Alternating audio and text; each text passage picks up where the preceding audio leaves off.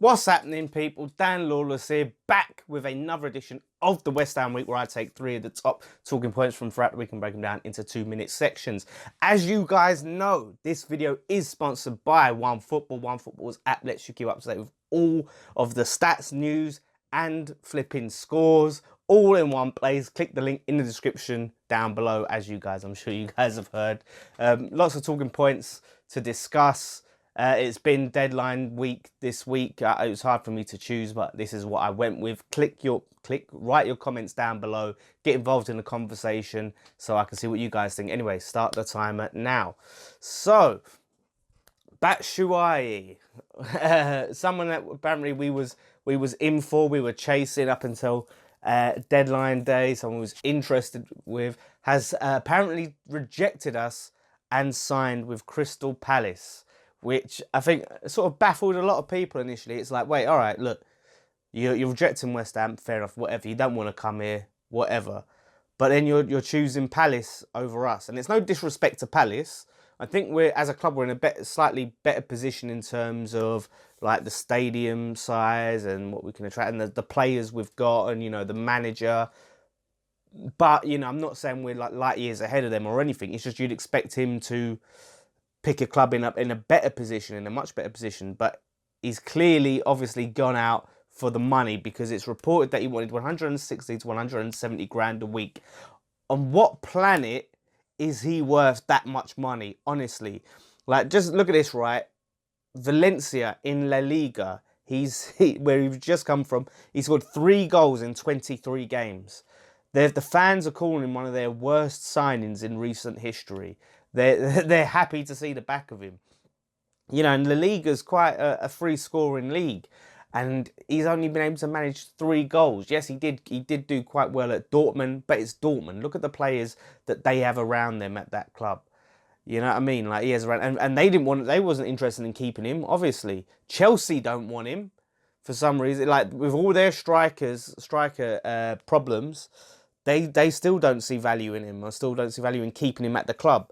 So I think he's going to be another journeyman, Victor Moses, loaned out left, right and centre, so they finally sell the bloke. No real loss at all to West Ham. I think he's overrated. I think he has a high opinion of himself. But at the end of the day, fair play to him. He's blagged himself 170 a week from Palace, so good luck to him. Now, speaking of, obviously, personnel and situations, I don't know, I tried to do a segue, but it didn't work. Anyway, injuries. We have bloody loads of them. We have a ton of injuries. When I actually saw the names and how much, right? So 11 players that are injured, right? So this doesn't necessarily mean, you know, some of these players, some of these 11 players could feature, but a player have picked up an injury, right? So anyway, like we're looking at Nasri, Arnautovic, Balbuena, Wilshere, Yarmolenko, Lanzini, Sanchez, Reed, Creswell, Fabianski and Perez. That is an astonishing number of players. Now, Fabianski, it's looking like he's 75% chance of playing. Arnautovic is touch and go. Creswell is touch and go. But we have to investigate. I said this on my personal Twitter. We need to do an investigation in the rate that we pick up injuries. It's becoming an absolute joke right now. Every single season, key players, like, look, some they're picking up not with West Ham and some are, you know, maybe the freak injury. But just in general, the amount of injuries we pick up, look, right now we've got more players injured than any other club. It's not sustainable. Like, we know, like, there are championship clubs with better training facilities than us, even though we moved to new training facilities. It's really going to be unsustainable going forward if we keep having to do with all these injuries to sort it. So I tell you what would have helped with that injury crisis: some signings. Better segue. Yeah, right. We didn't make any senior signings. We signed a young, sort of a youth player. Massive. I think his name's Masaku Diju or something like that. Sorry about the pronunciation. You know, anyone who's watching, if you know how to pronounce it, let me know. So I think he's one for the future, one for the academy. Old former teammate of Dominguez Quina. I hope he's better than him, because obviously we didn't obviously rate him because we sold him to Watford.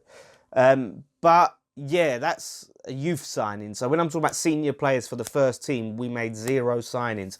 Now, apparently a lot of it was dependent on the sale of Perez and Hernandez to actually bringing in a top striker. That's what we wanted to do. But when you look at our problems at centre, I mean, we've let Oxford go out on loan again. We've got Ogbonna and Diop as our only fit centre backs. Rice can play there, but if we play Rice at centre back, then we've got to play Noble and Obiang together, and that's a thought not worth thinking about, to be honest with you. So yeah, the Oxford, he's young, but we need bodies there, and it would have been nice if we could have tried to get a centre back on loan or tried to bring something in. You've like I talked about, the injuries are getting a joke. We might not get Batshuayi back for another month, five weeks or so. So we're really stretched there. I'm really worried about what's going to happen in this coming month and how we're going to get points. We lack creativity badly. If Anatovic ain't on form, then we're put up with it's just Carroll or Hernandez we've got. So I'm very worried. Hopefully we can maybe have free agents available. Anyway, that's all we've got time for. So thank you guys so much for watching. Let me know what you guys think in your comments below. There's going to be some build-up previews, collaborations with Red Men TV, all for the Liverpool game. I am absolutely shitting myself about that game. But if there's no expectations, maybe we might be surprised. Maybe there's a miracle. Who knows? Let's have a bit of positivity. We're going to do it. I'm not even convinced of myself there. Anyway, leave your comments down below. As I said, don't forget to subscribe. One thing left to say. Come on, you Irons.